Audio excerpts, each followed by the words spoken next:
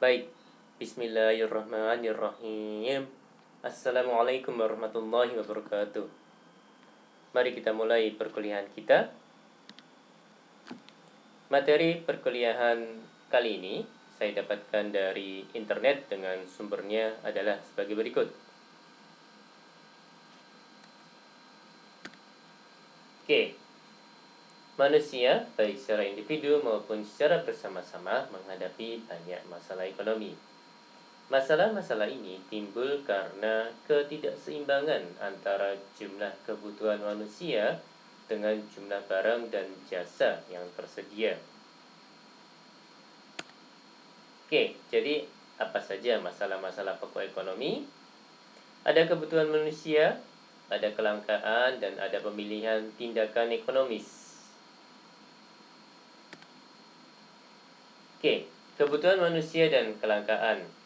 Ya,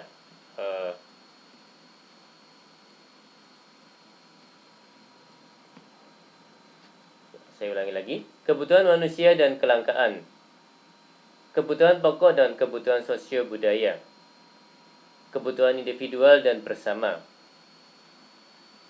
Kelangkaan. Jadi kelangkaan di sini maksudnya adalah keinginan manusia itu banyak ya, Mas Santa ya. Namun sumber daya yang bisa dipakai untuk memenuhi keinginan tersebut terbatas. Maka disebut langka gitu ya, Mas dan Mbak sekalian. Oke. Masuk ke pembahasan terkait dengan pemilihan tindakan ekonomis. Jadi poin-poinnya ada cara bertindak ekonomis, mempertimbangkan pengorbanan dan hasil, prinsip ekonomi dan motif ekonomi. Prinsip ekonomi, suatu cara bertindak yang berasa mencapai hasil sebesar mungkin dibandingkan dengan pengorbanan atau biaya yang dikeluarkan.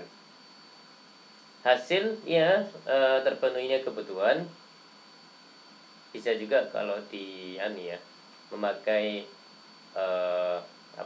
perspektif pendidikan gitu ya. Kalau Mas dan Mbak kuliah gitu, hasil ya mendapatkan IPK yang terbaik gitu ya, IPS IPK yang terbaik gitu ya, Mas dan Mbak sekalian. Pengorbanan, biaya, harga, uang, waktu usaha yang harus dikeluarkan atau kebutuhan atau keinginan lain yang terpaksa tidak dapat dipenuhi. Jadi tadi menyambung dengan hasil, yaitu di bidang pendidikan kuliah, hasilnya adalah IPS dan atau IPK yang baik gitu ya. Pengorbanannya apa? Ya Mas dan Mbak memakai waktu yang ada untuk belajar, untuk mengikuti perkuliahan, untuk menyelesaikan tugas-tugas kuliah. Pengorbanan yang lain apa? Contohnya ya Mas dan Mbak perlu mengeluarkan uang gitu ya untuk membayar biaya perkuliahan. Itu pengorbanan juga Mas dan Mbak sekalian. Motif ekonomi, ya setiap hari jutaan orang meninggalkan rumahnya menuju ke tempat kerja. Ya ini ya, kalau sekarang disesuaikan dengan masa pandemi ya WFH. Tapi ada juga yang WFO sih. Kalau disesuaikan dengan pandemi ya kita bisa memakai WFH. Setiap hari jutaan orang meninggalkan rumahnya menuju ke tempat kerja, menyediakan tenaga dan keahliannya untuk proses produksi. Mengapa orang bersedia bekerja demikian? Apa alasan atau motivasi yang mendorong mereka? Ya tentunya untuk memenuhi kebutuhan hidup ya, Mas dan Mbak. Oke, ekonomi berasal dari kata oikos dan namos, Mas dan Mbak sekalian. Ilmu ekonomi adalah salah satu cabang ilmu sosial yang khusus mempelajari tingkah laku manusia atau segolongan masyarakat dalam usahanya memenuhi kebutuhan yang relatif tak terbatas dengan alat pemuas kebutuhan yang terbatas adanya. Ini ya, Mas dan Mbak sekalian. Makroekonomi adalah segala perilaku ekonomi secara keseluruhan, seperti bergeraknya berbagai harga barang atau output penganggaran.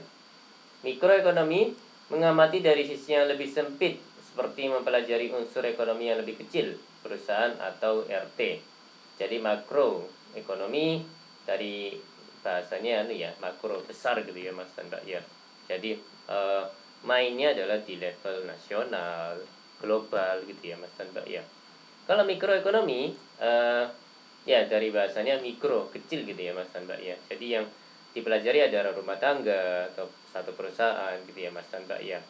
Mana yang lebih sulit? Dua-duanya sulit Mas dan Mbak. Tapi dua-duanya juga menarik gitu ya Mas dan Mbak ya. Jadi dua-duanya punya tantangannya masing-masing.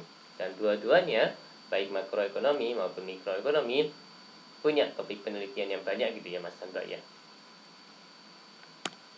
Oke, pembagian ilmu ekonomi. Jadi ada ilmu ekonomi dibagi menjadi ilmu ekonomi deskriptif, ilmu ekonomi teori, dan ilmu ekonomi terapan ya Mas dan Mbak sekalian. Oke, ini terkait dengan ilmu ekonomi positif dan normatif. Jadi, ilmu ekonomi positif membahas deskripsi fakta, situasi, dan hubungan yang terjadi dalam ekonomi, apakah yang berlaku atau telah berlaku atau akan berlaku. Ilmu ekonomi normatif membahas pertimbangan nilai dan etika, apakah yang sebaiknya harus berlaku. Oke, pengertian ekonomi mikro dan ekonomi makro. Ekonomi mikro mengupas ilmu ekonomi dari sudut pandang kepentingan unit-unit ekonomi terkecil. Misalnya membahas perilaku rumah tangga konsumen, perilaku rumah tangga produsen, dan perilaku pasar secara individual. Sedangkan ekonomi makro mengupas perilaku perekonomian sebagai suatu keseluruhan atau agregat ya, dan mengabaikan masalah-masalah yang dihadapi oleh unit-unit individu. Agregat jadi ya kumpulan gitu ya, jumlah dari yang kecil-kecil itu dijumlah di agregat jadi menghasilkan yang levelnya makro. Seperti itu Mas dan Mbak sekalian. Oke, ini ada perbedaan ekonomi mikro dengan ekonomi makro. Jadi kalau yang merah ini terkait dengan ekonomi mikro Mas dan Mbak sekalian, sedangkan yang biru adalah terkait dengan ekonomi makro. Jadi untuk yang ekonomi mikro, analisis bersifat bagian-bagian atau unit terkecil. Titik berat analisis, cara mewujudkan efisiensi, cara mencapai kepuasan. Kemudian cakupan permasalahannya ada teori produksi, biaya produksi, dan lain sebagainya. Sedangkan untuk yang ekonomi makro, analisis bersifat menyeluruh atau agregat. Titik berat analisis ada faktor yang menentukan tingkat kegiatan ekonomi suatu negara, masalah-masalah utama perekonomian, peran pemerintah mengatasi masalah ekonomi. Cakupan permasalahannya ada pendapatan nasional, ada pertumbuhan ekonomi, dan lain sebagainya. Oke, ini unsur-unsur penting dalam teori ekonomi mikro. Terdapat 4 unsur penting. Yang pertama definisi-definisi, yang kedua pemisalan-pemisalan atau asumsi, dan yang ketiga hipotesis, dan yang keempat pembuatan ramalan. Ini kalau saya tidak salah forecasting ya, istilah bahasa Inggrisnya Mas dan Mbak sekalian. Oke, definisi menjelaskan variabel-variabel suatu besaran yang nilainya dapat mengalami perubahan yang sifat hubungannya akan diterangkan dalam teori. Contoh, hukum permintaan. Variabel yang terkait adalah variabel harga dan variabel jumlah barang yang diminta. Asumsi diperlukan karena kegiatan ekonomi dan kehidupan perekonomian sangat kompleks sehingga harus dibuat gambaran yang sederhana mengenai hubungan suatu peristiwa dengan faktor-faktor yang mempengaruhinya, sehingga perlu dibuat pemisalan. Pemisalan ya ini berlaku atau pada kondisi ceteris paribus, yaitu hal lainnya tidak mengalami perubahan. Oke, hipotesis adalah suatu pernyataan yang bersifat umum mengenai bagaimana variabel-variabel yang dibicarakan berhubungan satu sama lain. Sifat berkaitan bisa langsung dan tidak langsung. Langsung misalnya X langsung mempengaruhi Y gitu ya, Mas dan Mbak. Untuk yang tidak langsung, X mempengaruhi Z tapi melewati Y gitu ya. Cara baca yang bawah ini Mas dan Mbak. Oke, membuat ramalan atau forecasting. Sumbangan penting teori ekonomi makro, kalau menurut slide ini, yang pertama menerangkan mengapa peristiwa-peristiwa tertentu berlaku, mengapa bentuk peristiwanya seperti itu, dan bagaimana berfungsinya suatu perekonomian. Yang kedua, atas dasar asumsi-asumsi tertentu, meramalkan keadaan yang berlaku sebagai landasan dalam merumuskan langkah-langkah untuk memperbaiki keadaan dalam perekonomian. Oke, alat-alat analisis dalam ilmu ekonomi, ada grafik, ada matematika, dan ada statistika. Yang statistika ini berperan sebagai alat analisis untuk mengumpulkan fakta dan menguji kebenaran teori ekonomi.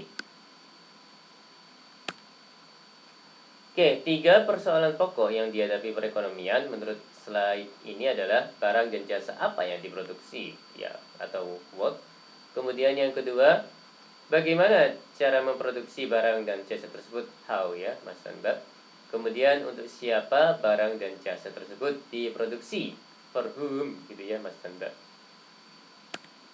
Oke, what berkaitan dengan pertanyaan berapa banyaknya barang dan jasa harus dibuat, barang dan jasa apa yang harus dibuat, kapan akan diproduksi, termasuk ukuran dari barang dan jasa yang akan dibuat.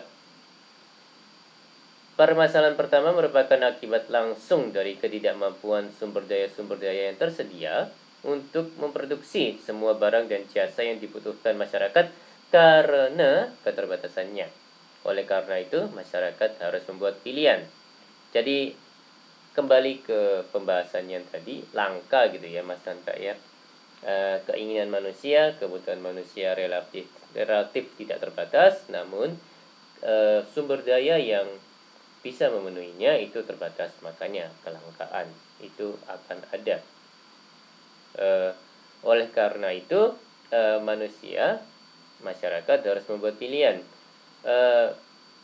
ya, keinginan atau kebutuhan mana yang harus didahulukan untuk dipenuhi gitu ya Mas dan Mbak ya. Ya, syukur-syukur bisa memenuhi semuanya ya, hanya saja memang seringkali harus membuat pilihan mana yang harus didahulukan, keinginan atau kebutuhan apa yang harus didahulukan gitu ya Mas dan Mbak. Makanya manusia dan atau masyarakat harus membuat pilihan terkait hal itu.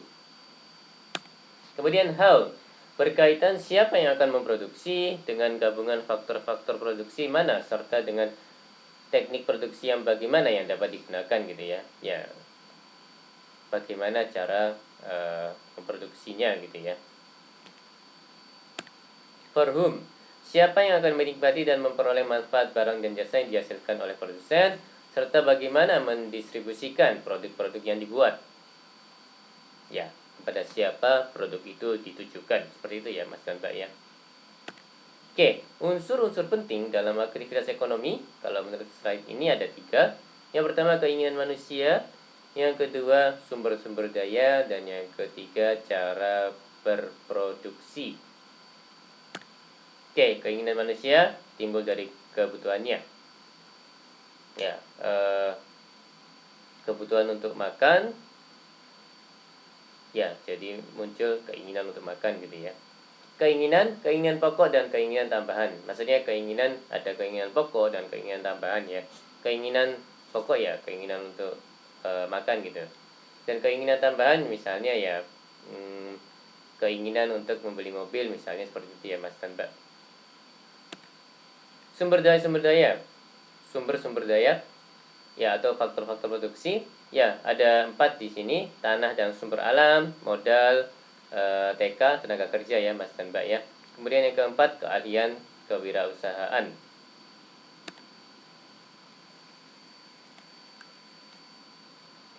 Baik, demikian materi kali ini.